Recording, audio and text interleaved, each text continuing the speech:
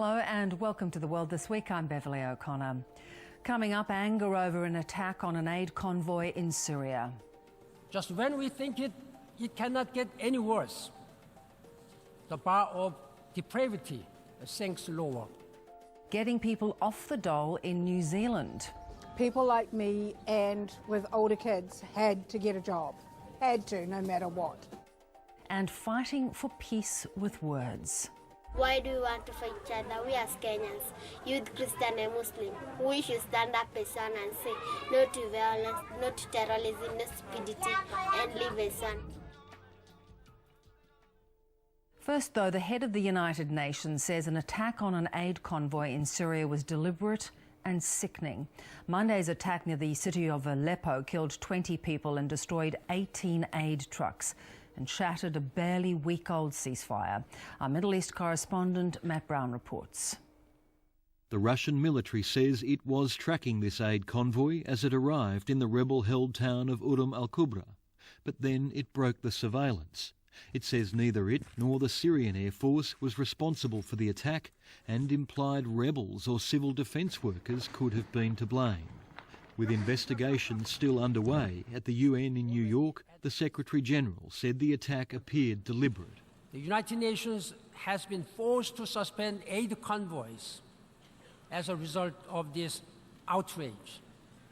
The humanitarians delivering life-saving aid were heroes. Those who bombed them were cowards. Ban Ki-moon says all powers backing the warring sides are to blame for the conflict. That would include Russia, but also the US, Turkey and others. But he singled out the Syrian government as the worst offender. Many groups have killed many innocents, but none more so than the government of Syria.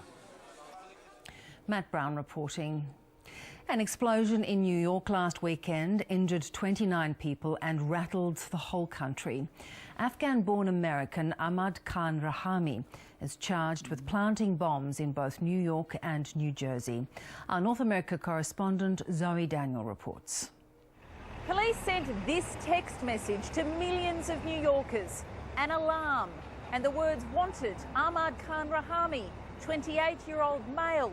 Call 911 if seen," and warned that he was armed and dangerous.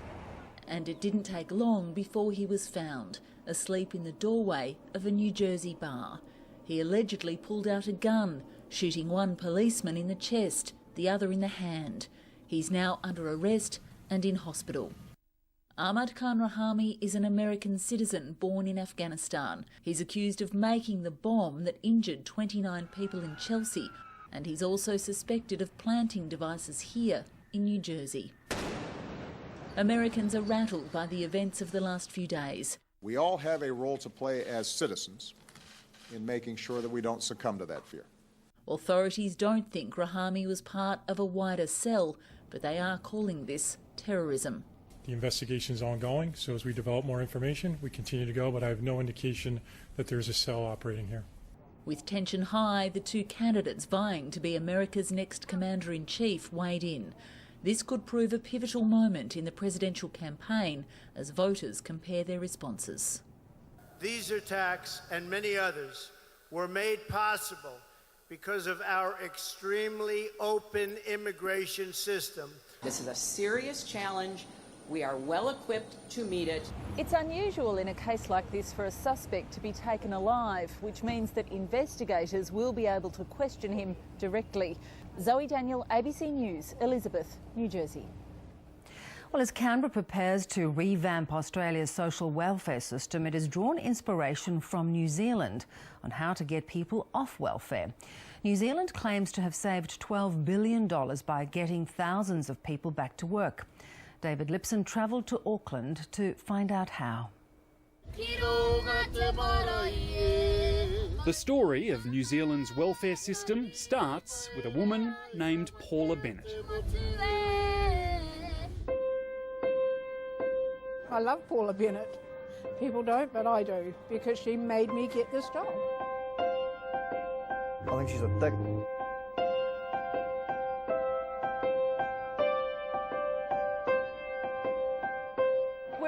electorate, and this is in Unsworth Heights, and it's fantastic because I've got the Prime Minister here, and we're opening up a new retirement village. So he'll tell you a bit more about the details and what's going on. Perfect. So we're at Greenwich Gardens, a massive investment, $280 million.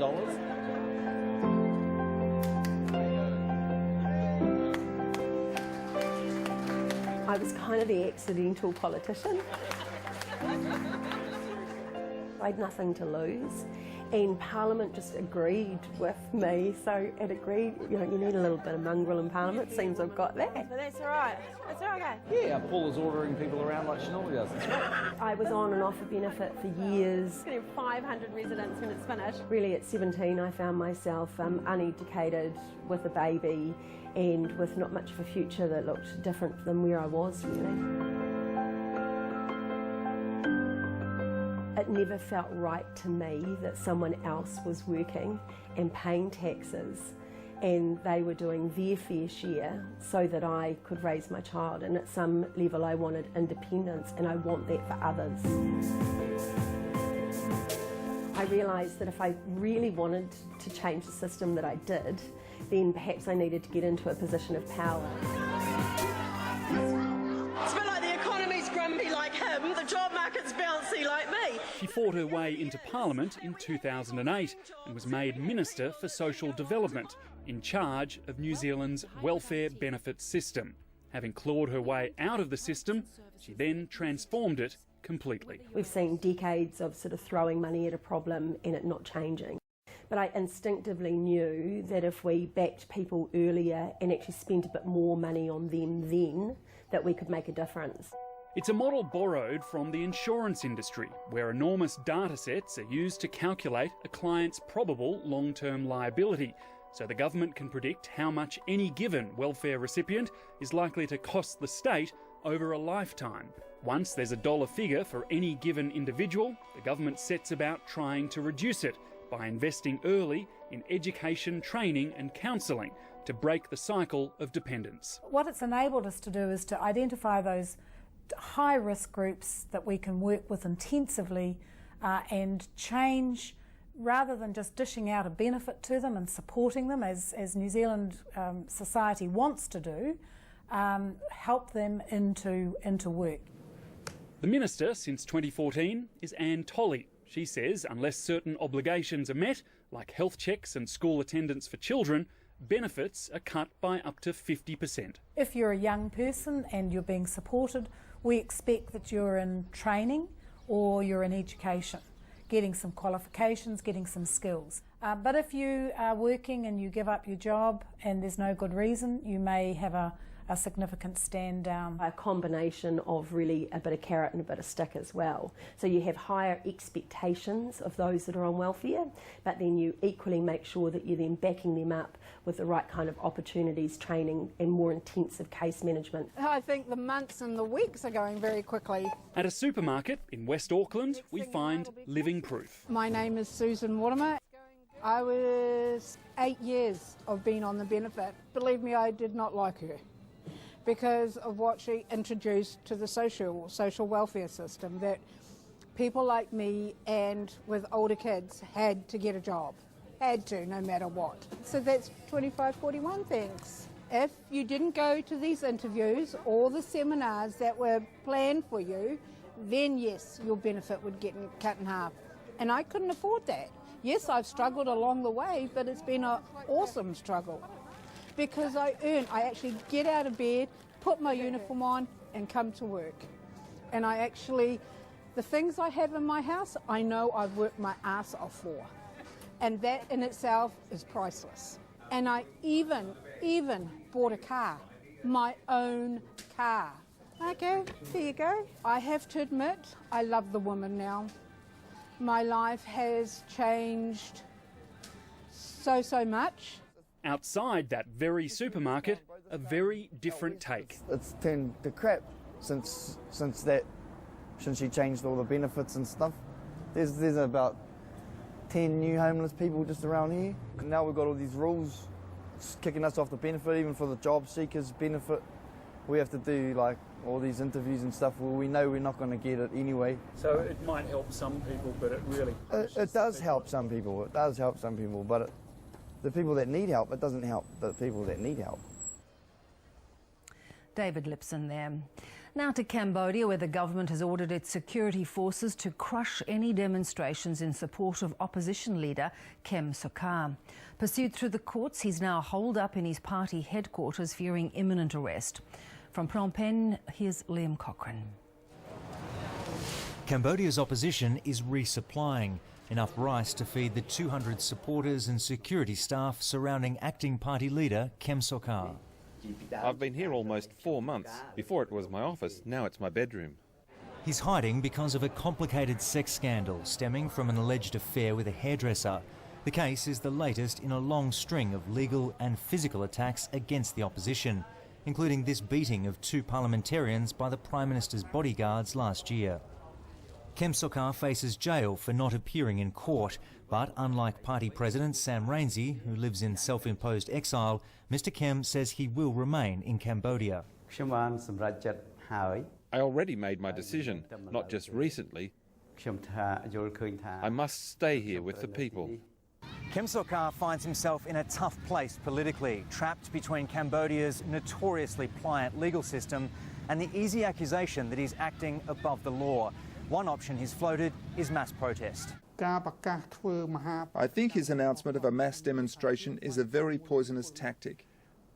He refuses to accept his own mistake and uses the people to shield him. Cambodia's Prime Minister of 31 years, Hun Sen, ordered his security forces to prepare to crush demonstrations, saying that to kill a snake, you go directly for the head. It's not necessary for those of us in power to threaten him. If any problem arises with Kem Sokha, we can simply arrest him. Kem Sokha says he'll appeal against his conviction, a process that could tie him up in the courts for months or even years. That would be a major blow for the opposition, with local elections next year and a national vote in 2018. And that was Liam Cochrane reporting from Phnom Penh. Political tensions are also rising in Kenya in the lead-up to elections next year. But amid the fears, there's a young poet pleading to be heard. Our Africa correspondent, Martin Kadahi.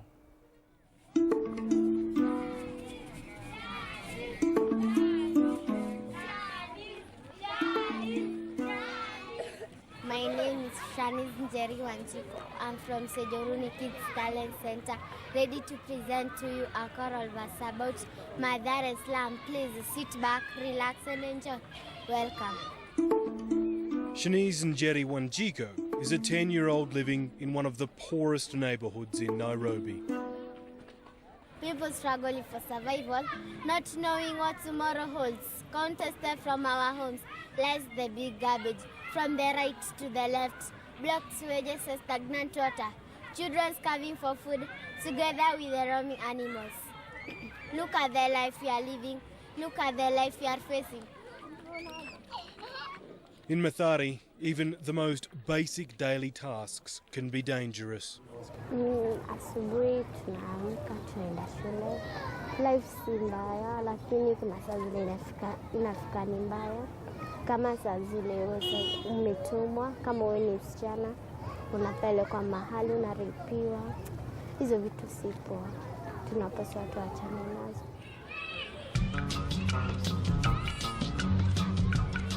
Half a million people call the Mathari slum home. Electricity is limited and plumbing virtually non-existent. This community is a hotbed of disease, crime, child abuse, prostitution and drugs. It's not good living. It is very hard. Why? Tell me why. Because the thieves can catch you when you are going anywhere. In a place like this, it's easy to believe that you need an escape. For Shanice Wanjiko, it's poetry. Poetry ni nzuri. Inafeel unaenda mbali ukidu hiyo poem. Na feel nikipeleka huko kwenye mnapeleka, watu wataweza kunijua, watanipenda. Sababu hiyo poem ni nzuri, inanipendeza, na I enjoy doing poem. Children crying day and night. with nothing to feed on.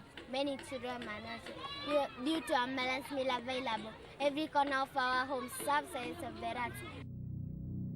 Her poems don't just tell the story of life in the slums. They also serve as a warning.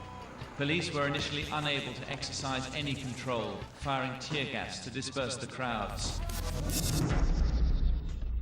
Why do we want to fight each other? We as Kenyans, youth, Christian and Muslim, we should stand up as one and say no to violence, no to terrorism, no stupidity, and live as one. This is a country that knows bloodshed. At the end of the disputed 2007 election, political crisis descended into deadly tribal violence. And the whole country went into chaos. There were killings and murder. Over 1,000 people were killed within 2 months. 500,000 displaced. So it was just total anarchy. At the end of 2007 and the beginning of 2008, this area was one of the worst affected by the post-election violence. On this side of Mathari slum, it's mostly the Luo tribe, and on this side, it's mostly the Kikuyu tribe. Now, these two tribes are aligned with the opposition leader and the president, and that's why the violence was so intense, because you can see just how close these two communities are.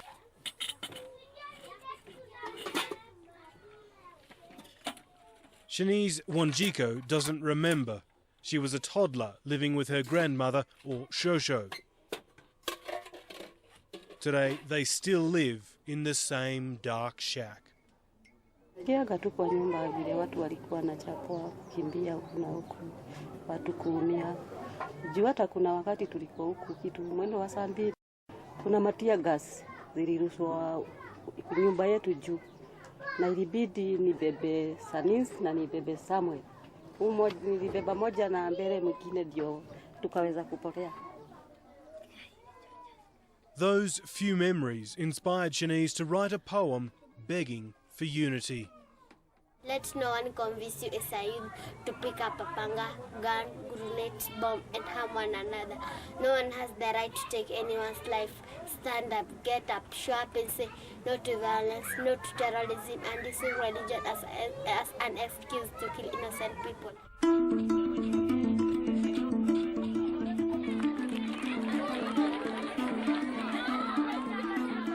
She's decided to recite it at a local concert put on by her mentor, Joseph Mwangi. Unity, please sit back, relax and enjoy. Hii idea ya poem ya unity ni kitu iliniguza kwa roho yangu, unaona, kwa sababu mali tunaishi hapa kwa Dar es Salaam, sana sana wakati wa election ikienda kufika huwa tunaafektiwa na vita, maybe watu kupigana kabila na kabila, unaona. It is very sad what's happening to our country. Imagine a nation that was known to be safe, no violence, now turn to a nation living in fear. Come ahead and join our hands. Try to free our country from terror and violence. This land is our motherland. Because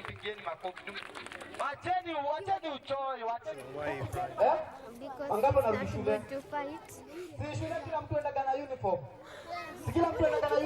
It's not good to fight. Do you think people are listening to your message? Yes. She's crying for a country, but hope is a difficult flame to extinguish.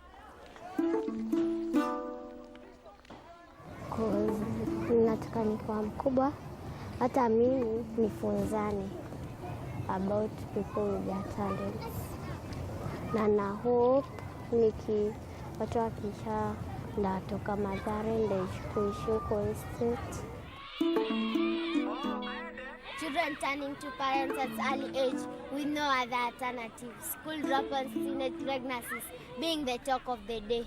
Thank you. Martin Cudahy with that report.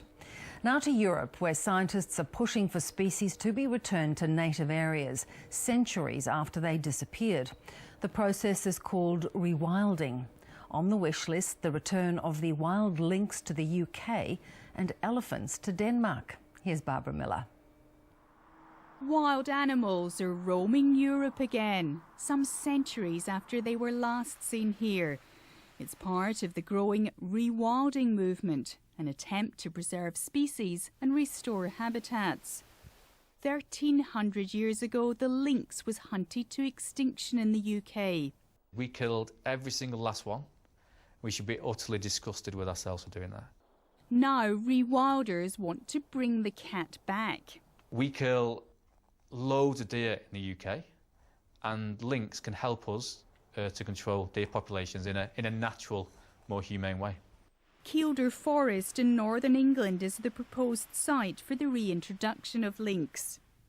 The theory goes that this area of forest is so large, 1,600 square kilometres, and the lynx such an elusive creature that even if there were one right here, you'd never know.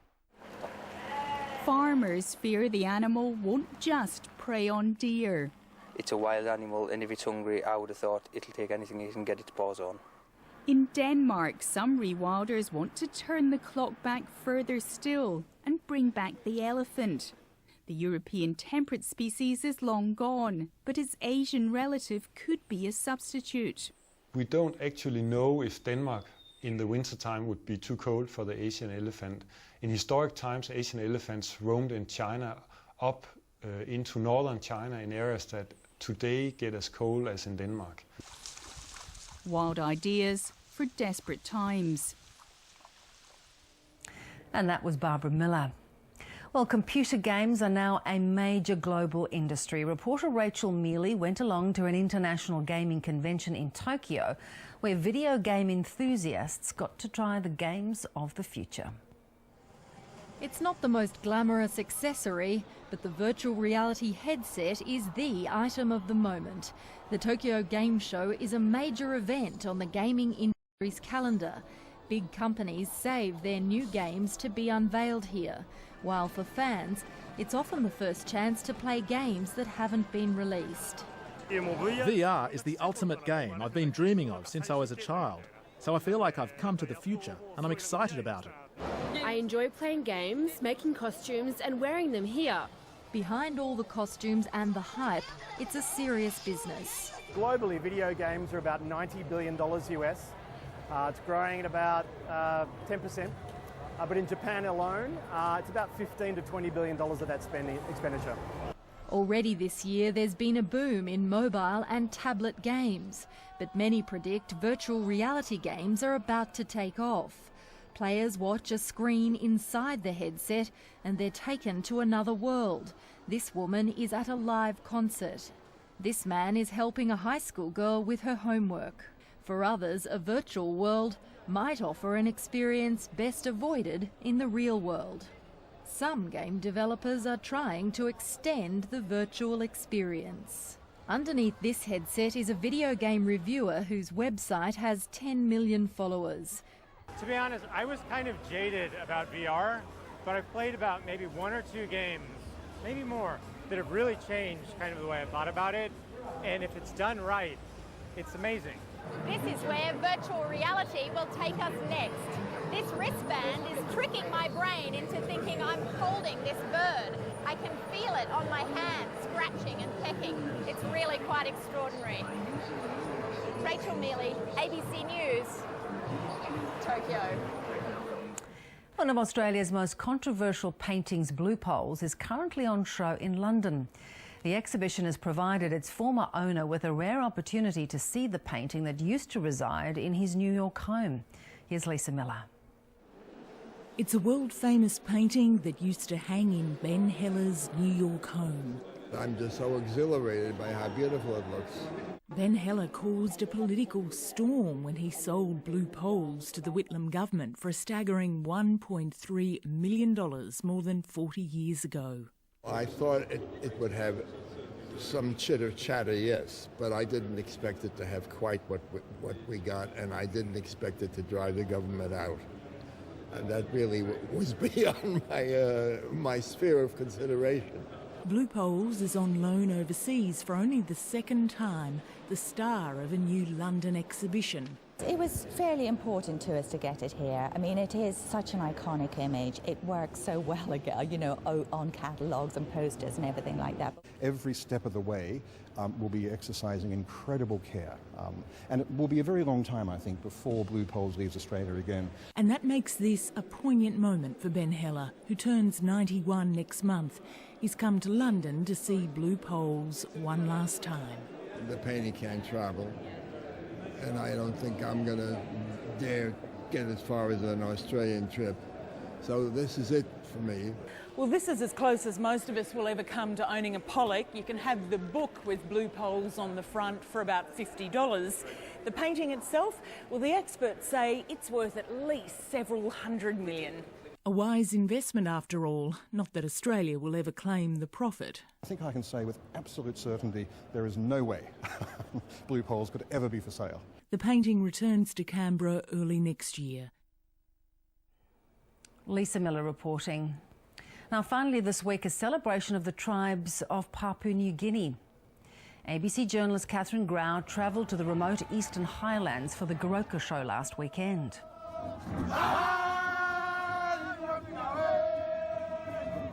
The Goroka show is one of the biggest cultural shows in the world, about 130 cultural groups taking part.